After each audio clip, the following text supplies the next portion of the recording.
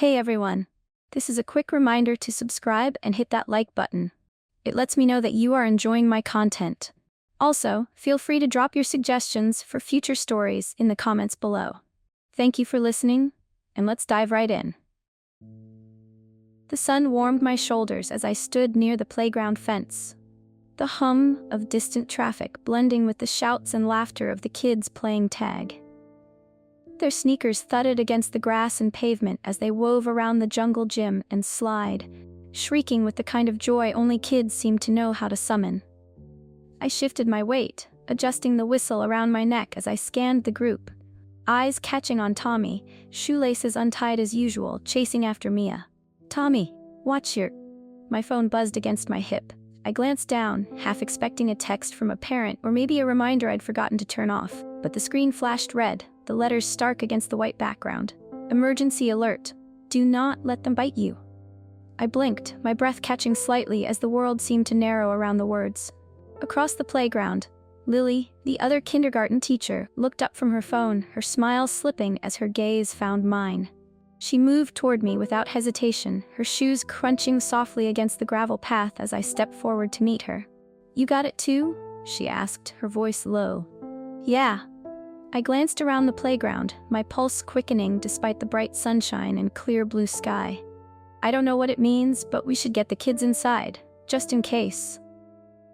"Yeah, let's tell them it's gonna rain."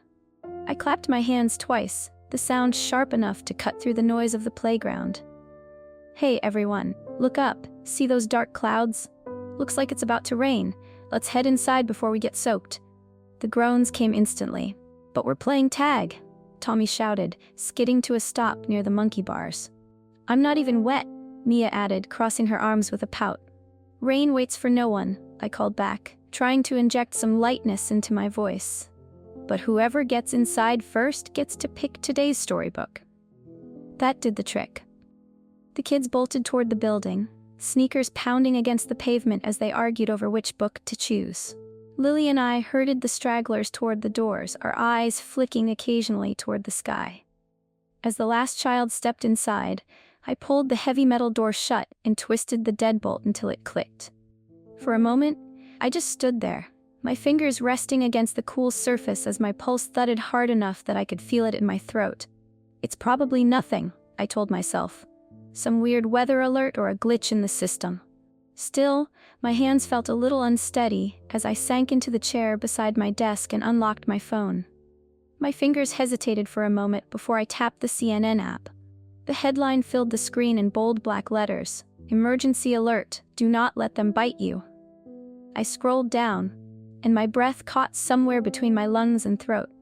The photo beneath the headline showed what looked like a mosquito, except this one was the size of a full-grown adult. Its segmented body gleamed darkly beneath harsh floodlights, the chitinous surface slick with moisture.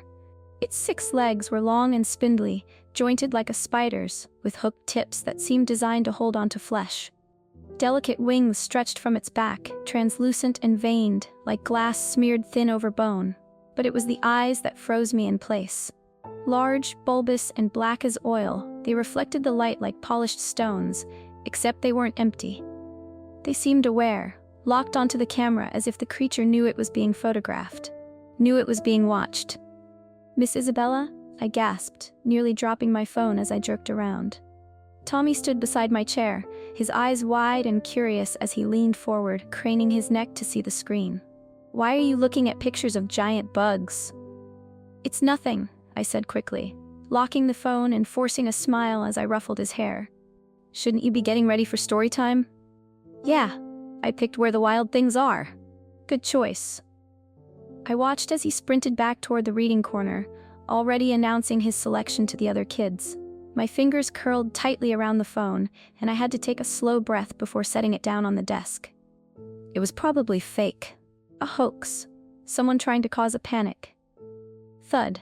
The sound hit like a dropped sandbag, heavy and sudden, making several kids jump. I straightened, my breath halting mid-inhale. Thump. This time, it came from the roof. Every child fell silent, the air thick with the weight of unsaid questions. Bang. The third impact hit just outside the classroom window.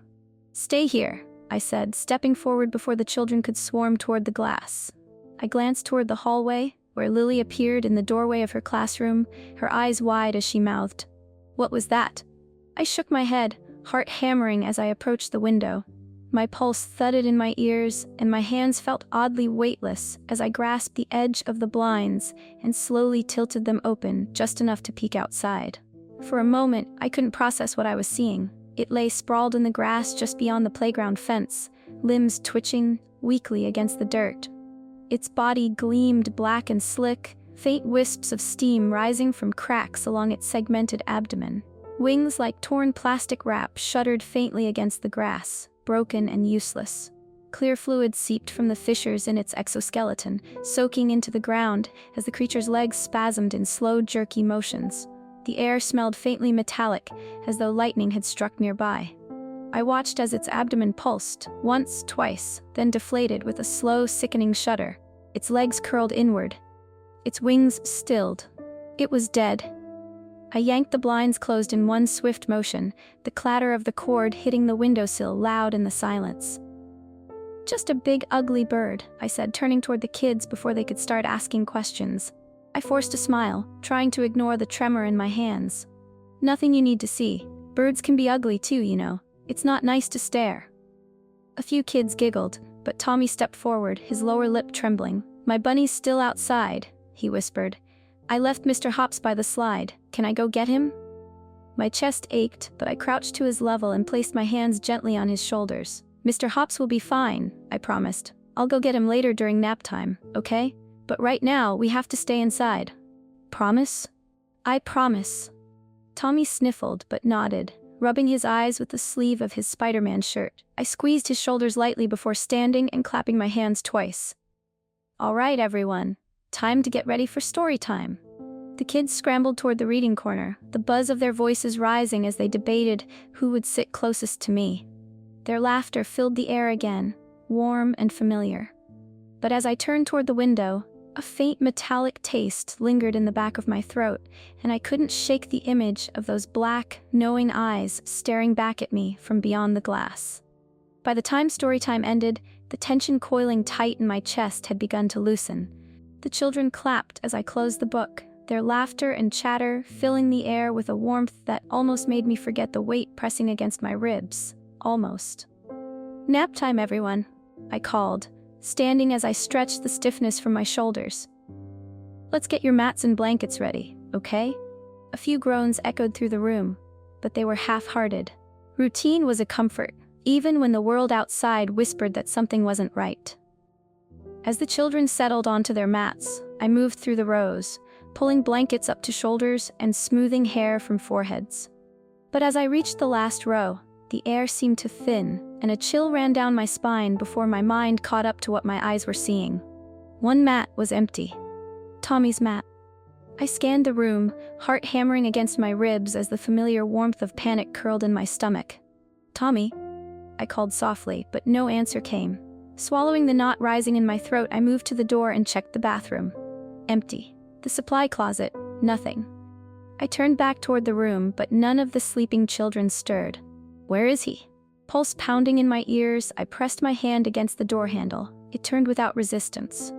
Unlocked. A sharp breath caught in my throat as I stepped into the hallway, glancing left and right. The hum of fluorescent lights buzzed faintly overhead, casting pale light onto the pale blue walls. "Tommy?" I called again, my voice low but urgent. No answer. I moved faster. The faint scent of grass and warm air drifted through the narrow hallway, and as I neared the door, my breath caught in my throat. It stood wide open. Without hesitation, I stepped outside. The playground stretched before me, empty beneath the sun's golden haze. The old maple tree swayed gently in the breeze, casting long shadows against the grass and pavement. But the air seemed wrong, thicker somehow, as if holding its breath. "Tommy," I called, my voice rising as I scanned the area. The sound hit like a physical blow, a low, vibrating hum that seemed to crawl beneath my skin and sink into my bones. It rattled against my skull, making the world pulse at the edges of my vision as my breath caught in my throat. I stumbled, the ground tilting beneath me as my foot caught on something hard, a toy truck, half buried in the wood chips. My ankle twisted, and I fell hard onto my side, the impact jarring through my shoulder. For a moment, all I could hear was the buzzing, so loud it drowned out the distant hum of traffic and the faint rustle of leaves. I pushed myself onto my elbows, breath ragged as I scanned the sky, and froze. It hovered above me, blocking out the sun with its massive wings. The translucent membrane pulsed faintly as they beat the air with a steady rhythmic hum that vibrated through my chest. Its segmented body gleamed black and wet, faint streaks of light reflecting against the ridges of its exoskeleton. 6 legs dangled beneath its body, jointed and thin, each tipped with sharp hooked claws. But it was the eyes that rooted me in place. Large, bulbous, and black as polished glass, they locked onto mine with a knowing gaze that made my blood run cold. They weren't empty. They weren't mindless. They understood. The mosquito lunged. I barely had time to cry out before the sharp, needle-like proboscis stabbed into my leg, driving through muscle with sickening force. Pain exploded through my calf, white-hot and searing, as if molten metal had been injected into my veins. My scream echoed across the playground as I clawed at the creature's legs, but its hooked claws dug into my skin, anchoring it in place. Move. The thought burned through the haze of pain as adrenaline surged through my veins. Clenching my teeth, I swung my fist with everything I had, the impact jarring against the mosquito's head with a dull crack. Its exoskeleton was hard beneath my knuckles, but the force was enough to make it recoil with a shrill, piercing whine. The sound scraped against my skull, sharp and high-pitched like nails dragged across glass. Its wings beat faster, blurring as it lifted into the air, hovering for a moment with its soulless gaze still locked onto mine. Then it vanished, the faint hum of its wings fading into the distance. Gritting my teeth against the pain, I pushed myself to my feet. My leg buckled beneath me, and I staggered forward, biting back another cry as blood soaked through my jeans and dripped onto the grass. The air smelled faintly metallic, sharp and bitter against the back of my throat. Tommy. The sound of muffled sobs reached me from beneath the slide. I stumbled toward it, heart pounding as I dropped to my knees and reached into the shadows. My fingers found soft curls and warm skin, and I yanked Tommy out from his hiding spot, pulling him into my arms. "I'm sorry," he hiccuped, tears streaking his cheeks as he clutched Mr. Hops tightly against his chest. My voice cracked as I hugged him close, my pulse hammering against my ribs as the pain in my leg pulsed in time with my heartbeat. "I'm just glad you're okay, but you can't go outside anymore, okay? Not until..."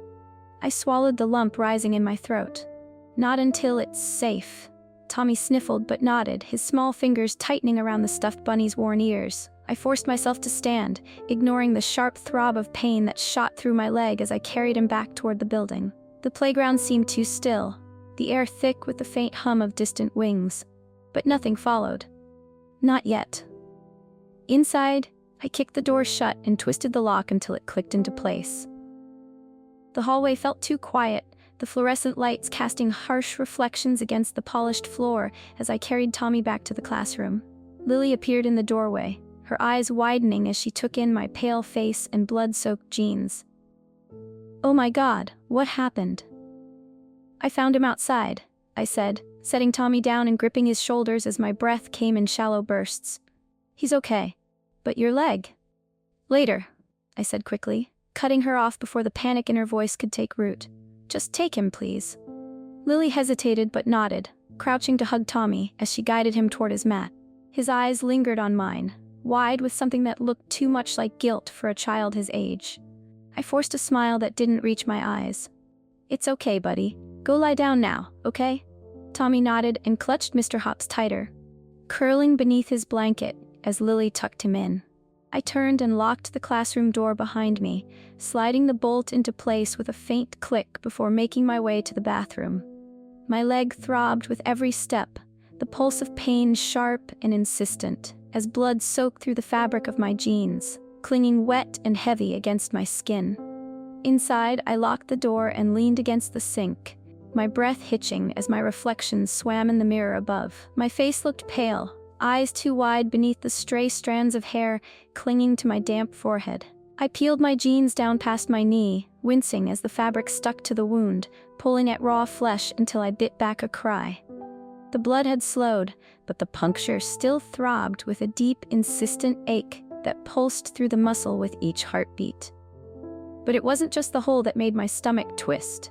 Thin, sharp fragments protruded from the torn muscle, white and rigid, like splinters of bone or broken toothpicks embedded deep within the flesh, remnants from its proboscis, hooks meant to hold on. Swallowing against the bile rising in my throat, I grabbed the first aid kit from beneath the sink and pressed gauze against the wound, layering until the bleeding slowed. My hands shook as I wrapped the bandage tightly around my calf, biting down on the inside of my cheek until copper touched my tongue. Focus. Just stop the bleeding. When the bandage was secure, I fumbled my phone from my pocket and unlocked it with shaking fingers. The news app was still open from earlier, the headline staring back at me like a warning I hadn't fully understood until now. Anyone bitten will begin to mutate within 48 hours. Seek medical help immediately. Amputation may halt the spread if done within the first 24 hours. The phone trembled in my hands as the words blurred against the screen. 48 hours. Tears welled in my eyes, slipping down my cheeks before I could stop them. My breath hitched as the weight of it settled into my bones, cold and heavy as stone. Wings. Transformation. Becoming one of them. A low vibration trembled through the walls, deep and distant, like the echo of thunder beneath the earth.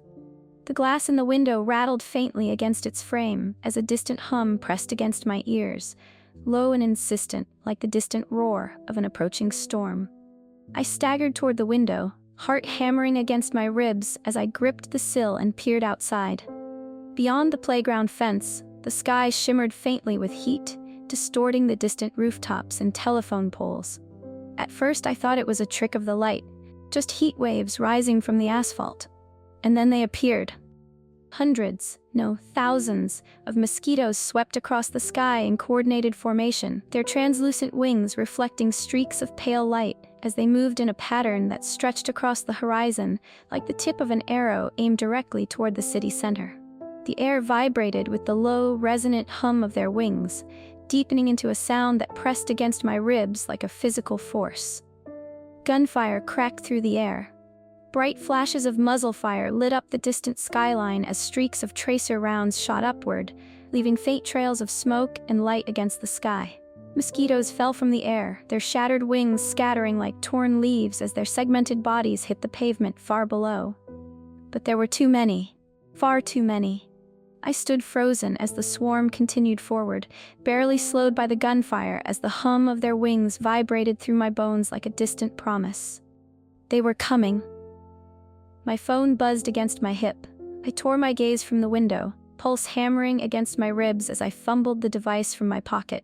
Another emergency alert filled the screen. Stay indoors. Government aerial assault commencing. Do not leave shelter. My breath caught hard in my throat, but I shoved the phone back into my pocket and turned away from the window, stumbling toward the classroom door. Each step sent a sharp pulse of pain through my leg, but I gritted my teeth and pushed forward, limping into the hallway. Gunfire echoed faintly through the building's thick walls, distant but unrelenting. As I passed the side exit, I heard the heavy thud of something hitting the roof above. Then another, and another, until the sound of bodies falling from the sky blended with the steady rhythm of bullets and engines roaring overhead.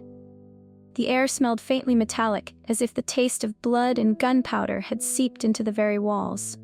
I reached Lily's classroom, my hand gripping the doorframe as I stepped inside.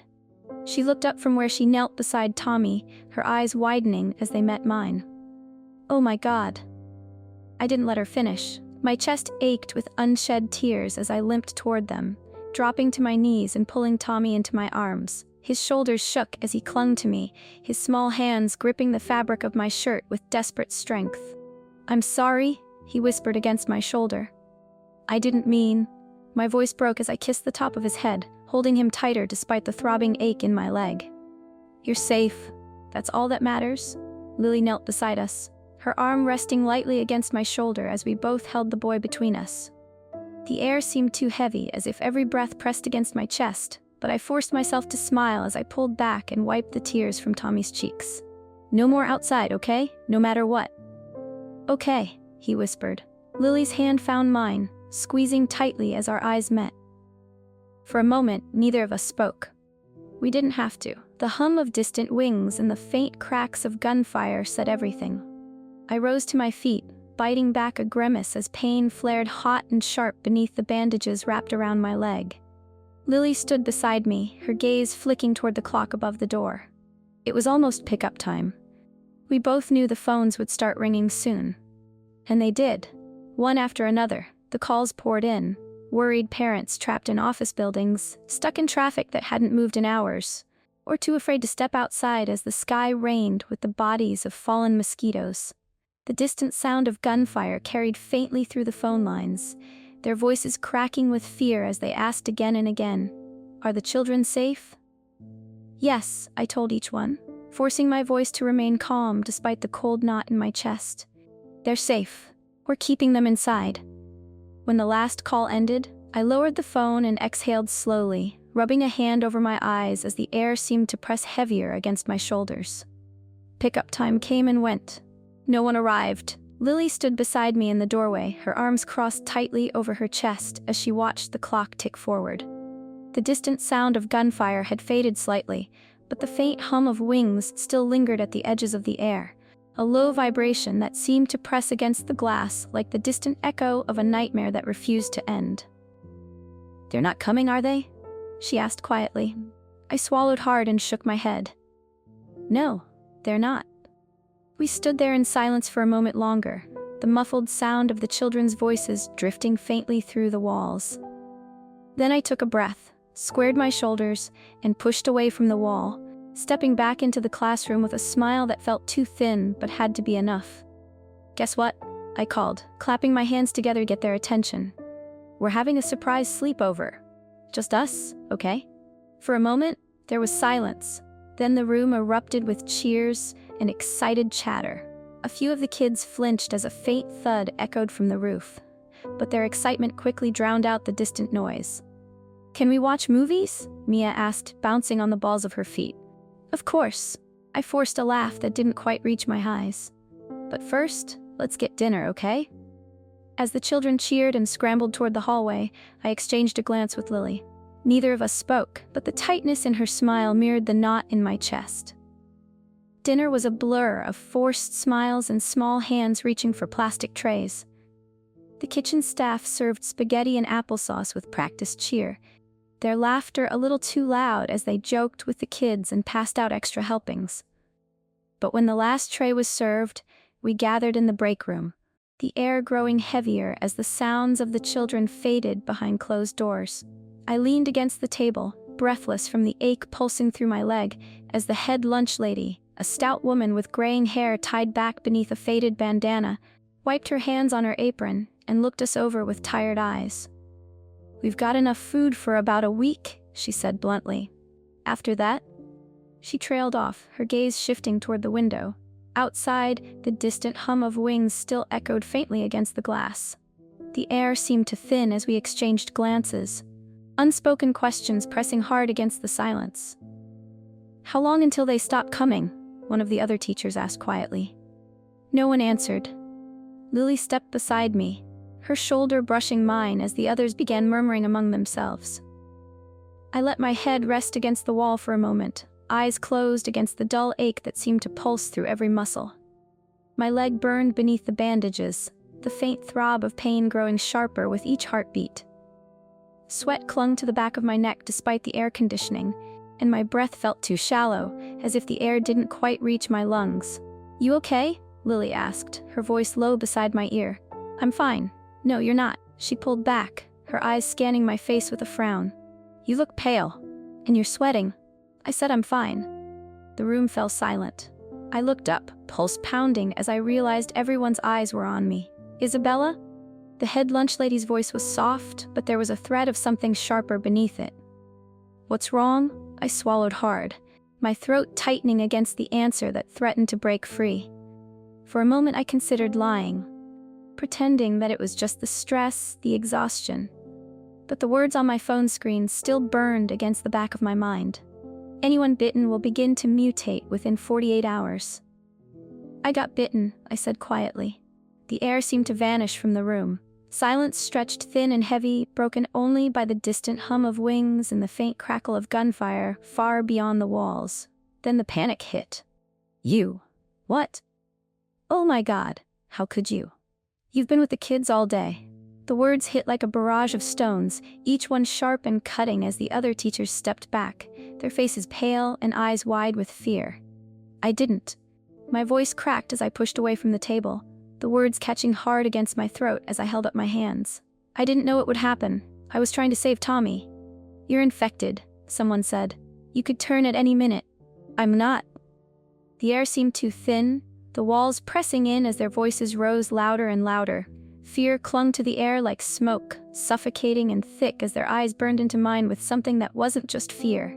It was terror. Stop.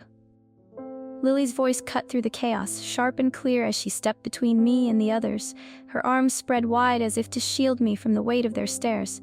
She's not turning, not yet, we still have time. She needs to leave.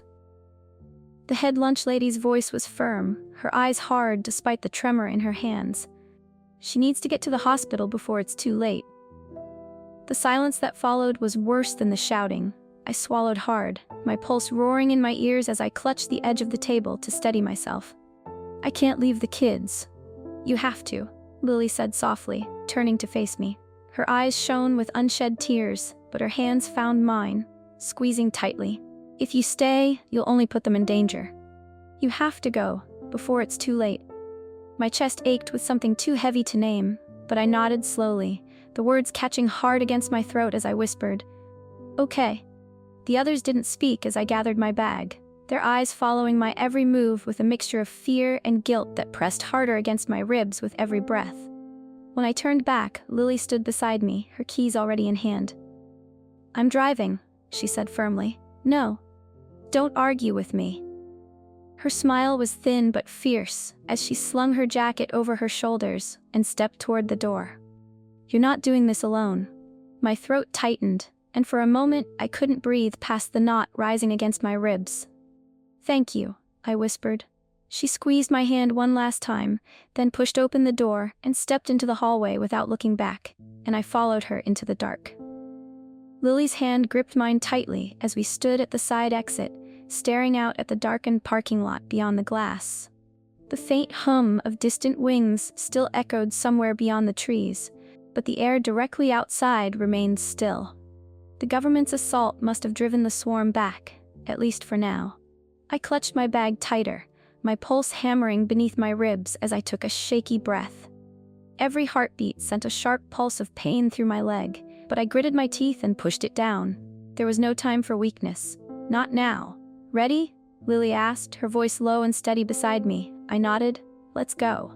She pushed the door open, and the cool night air rushed against my face, carrying the faint metallic scent of blood and gunpowder. We stepped outside together, shoes crunching softly against the gravel path as our eyes scanned the shadows. No buzzing, no movement, only the distant echo of gunfire far beyond the tree line. We moved quickly, my limp slowing us only slightly as we crossed the parking lot toward her car. Every step sent a sharp pulse of heat through my calf, but I forced myself to keep moving, focusing on the steady rhythm of our footsteps against the pavement. Lily reached the driver's side first, fumbling her keys with shaking fingers as I yanked open the passenger door and slid into the seat. The faint scent of vanilla air freshener mixed with the copper tang of blood clinging to my jeans as I slammed the door shut behind me. Lily started the engine with a low growl, her hands gripping the wheel tightly as she reversed out of the parking lot and turned onto the empty road beyond. The headlights cut through the darkness, illuminating the cracked asphalt, and faint streaks of red smeared across the pavement where fallen mosquitoes had hit the ground. Their shattered wings reflected the light in thin, translucent shards, like fragments of broken glass scattered beneath the streetlights. Neither of us spoke as the car sped down the road, the silence broken only by the soft hum of the engine and the distant echo of gunfire fading behind us. I clutched my bag against my chest, breath shallow as my pulse pounded hot and thick against my skin. Sweat clung to the back of my neck despite the cool air from the vents. and the fever burned low and steady beneath my skin like a fire waiting to consume me from the inside out. We drove past abandoned cars littering the roadside, their doors flung open as if their occupants had fled in a panic. Some had shattered windshields, faint smears of blood streaked across the glass. Others sat empty and still, their interiors dark beneath the faint glow of distant streetlights. I swallowed hard, my throat dry, as I clutched the strap of my bag tighter against my shoulder. The hospital wasn't far, if we could just make it a few more miles. The sound hit like a physical force, vibrating against the glass and rattling deep within my chest as the air seemed to shudder around us. Lily's hands tightened on the wheel. "No," she whispered, eyes darting toward the rearview mirror. "No, no." It grew louder, rising from the distant hum of a single insect into the bone-shaking roar of hundreds, thousands, wings beating against the air in unison. My breath hitched in my throat as shadows swept across the windshield, their silhouettes blotting out the faint glow of distant streetlights. The first impact hit with the force of a hammer, slamming against the roof with a sickening thud that made the car lurch beneath us.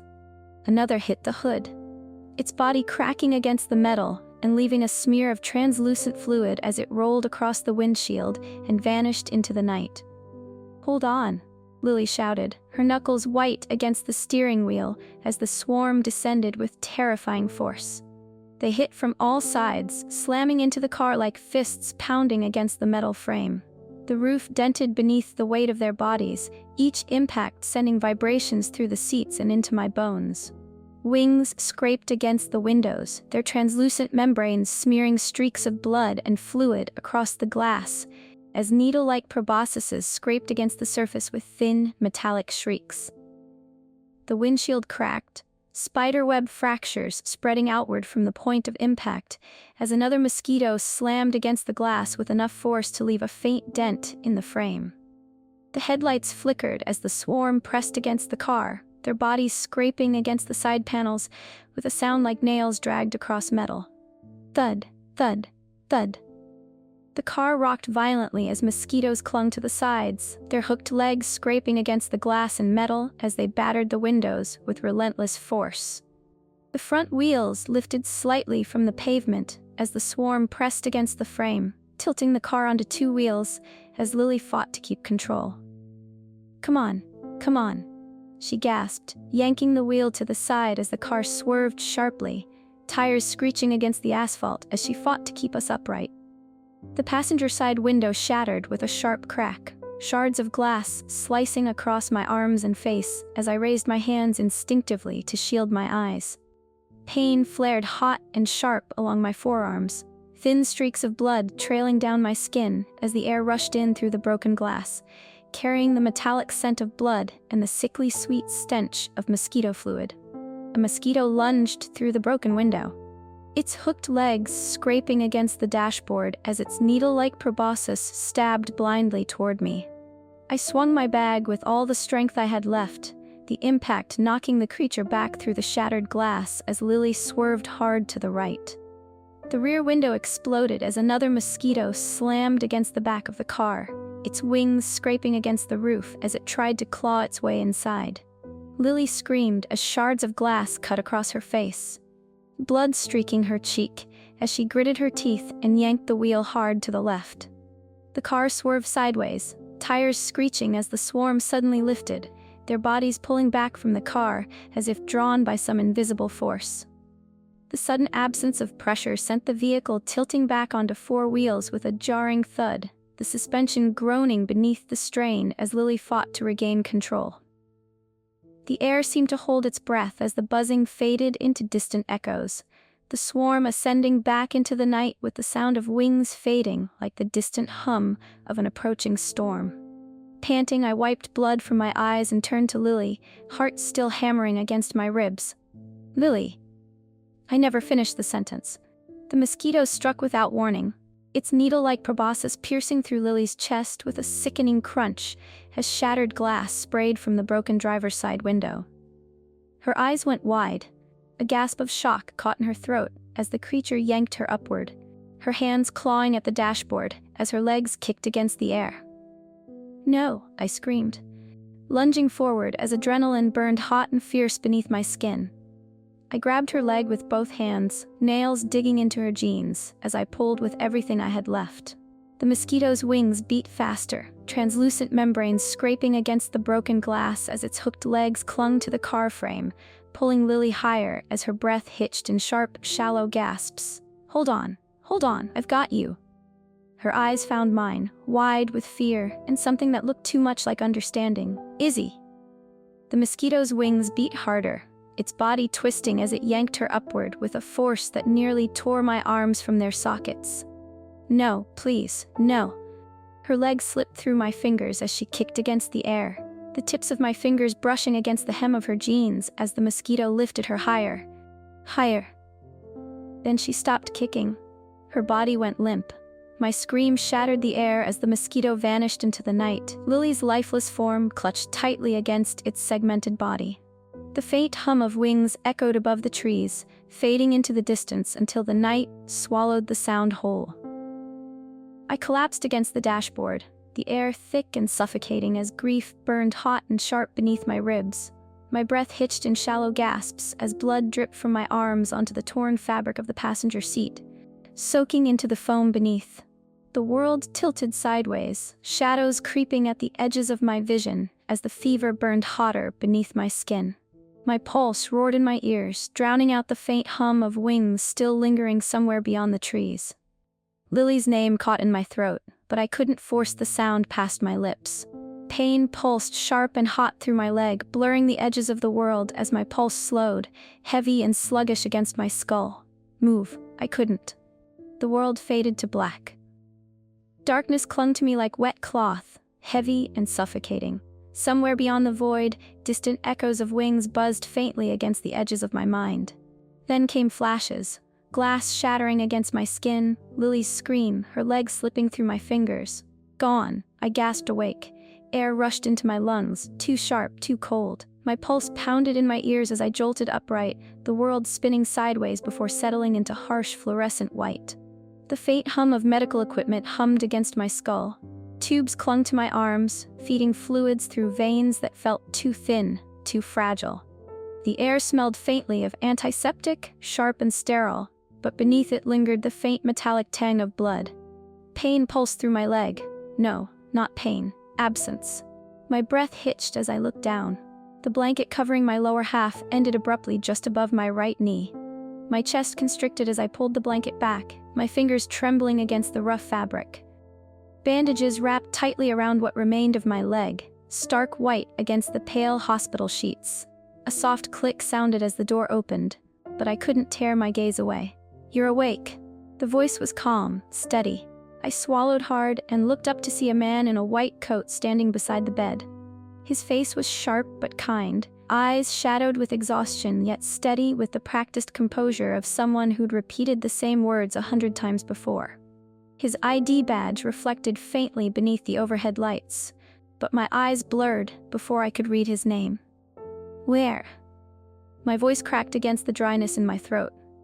"Where am I?" "St. Mark's Hospital," he said gently. "You were found unconscious in a car outside the city limits. It's been 3 weeks since then." My heart jolted against my ribs. 3. "You were bitten?" he interrupted before I could finish, his gaze falling to my bandaged leg. "We had to amputate to prevent the infection from spreading. Fortunately, we were able to save you." The words should have felt like relief. They didn't.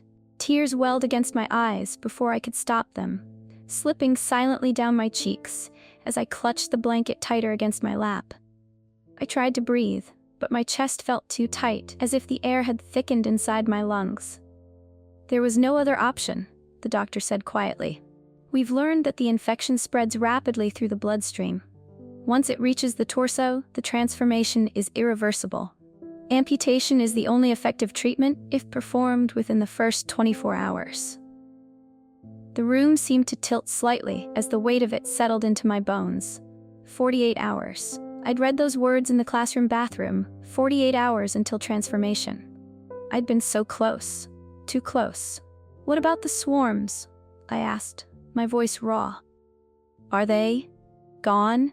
The doctor's lips pressed into a thin line, his eyes flicking toward the window before settling back on mine. The government's aerial assault was successful in taking down most of the initial swarms, he said, his voice carefully measured.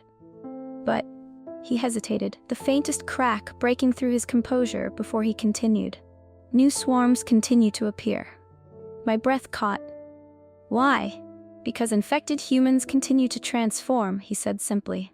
Every new transformation creates another breeding pair. The mosquitoes reproduce rapidly, but more than that, they've adapted to use humans as hosts.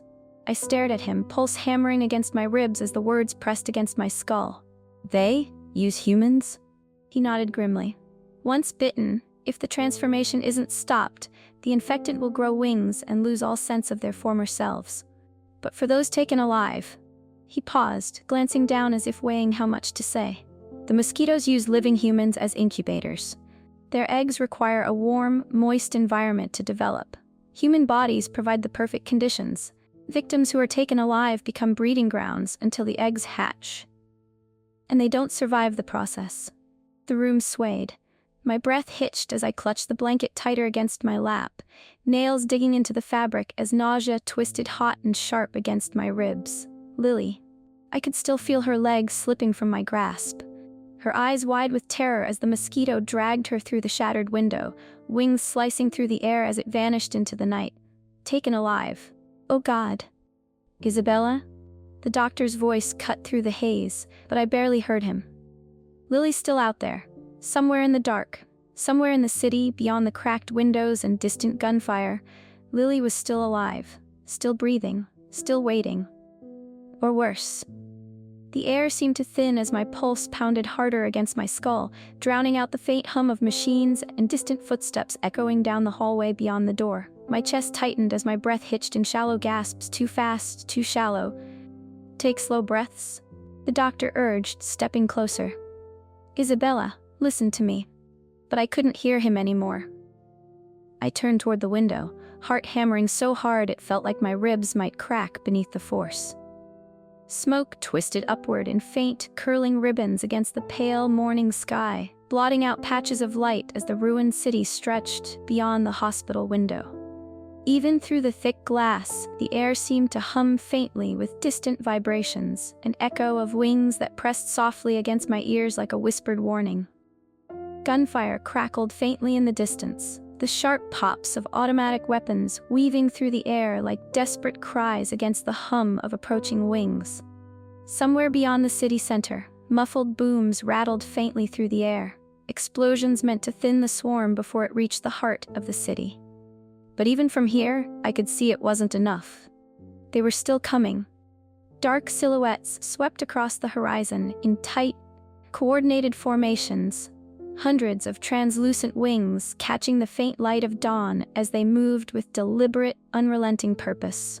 Their shadows flickered against the smoke-streaked skyline, each shift in their wings sending faint ripples of distortion through the air as they descended toward the broken streets below. I pressed my hand against the glass, feeling the faint vibration of distant wings thrumming beneath my fingertips. The bandages around my missing leg itched beneath the thin hospital gown. But the ache in my chest weighed heavier, hot and sharp beneath my ribs as I whispered her name against the silence. Lily. Tears welled against my eyes, blurring the distant shapes beyond the glass as the weight of her absence settled harder against my chest.